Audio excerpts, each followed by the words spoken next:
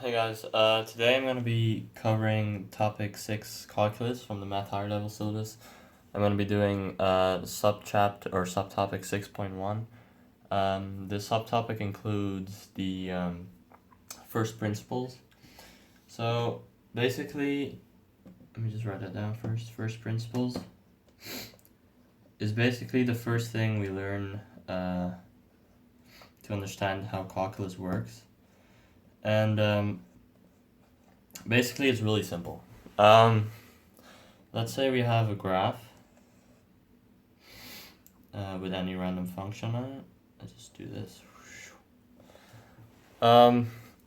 Basically, mathematicians, they wanted to figure out what the slope is of any point on this curve, because as you can see, it's not a constant slope everywhere, right? So let's say we wanted to find the slope here.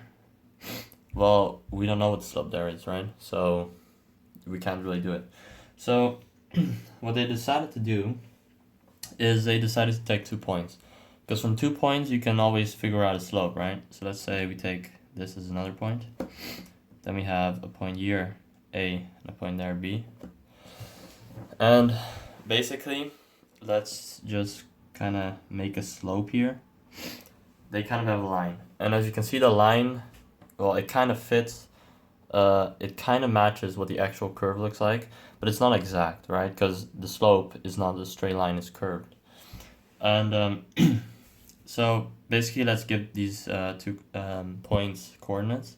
So point A has coordinates x, right? So any x value here. And let's say it's part of a function, so its y value is going to be f of x. So the function is going to give you its y value. And B is going to be, let's say, h.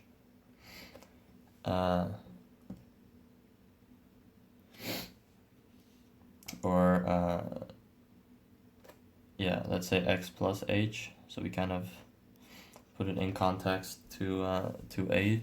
So its x coordinate is x plus h. And its y value, well, same thing again, right? It's f of x plus h.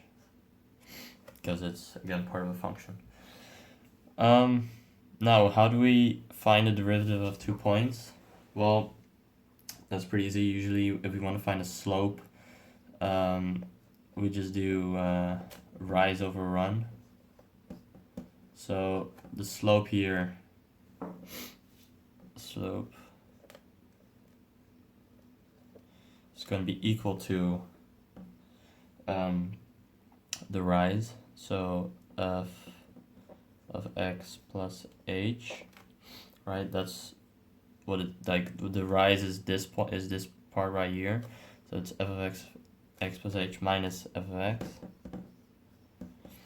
over the run, which is x plus h minus x.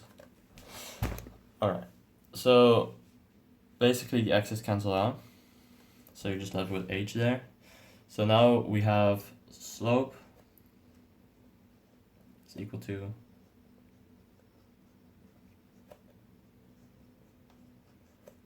this, right?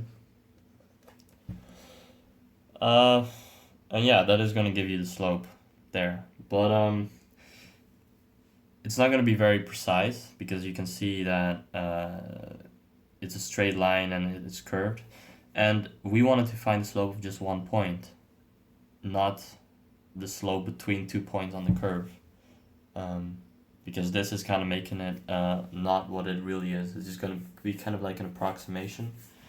So we want to find the actual slope of, let's say, point A.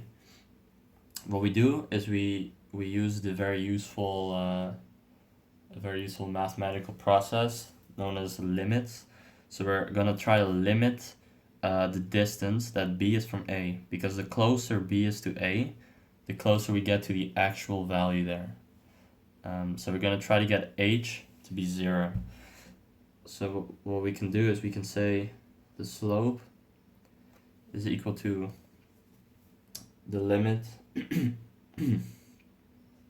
the limit as h approaches 0, so h is as small as it can be, of f(x) plus h minus f of x over h.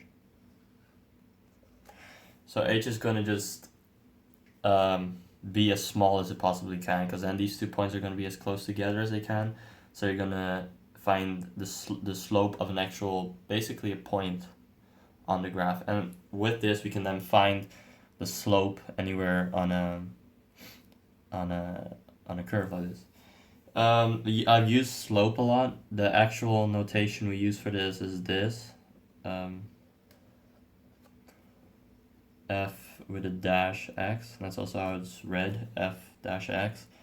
But you can also, but this is known as the first derivative, so that's what a lot of people call it as well. You can also call it d of y, d of x.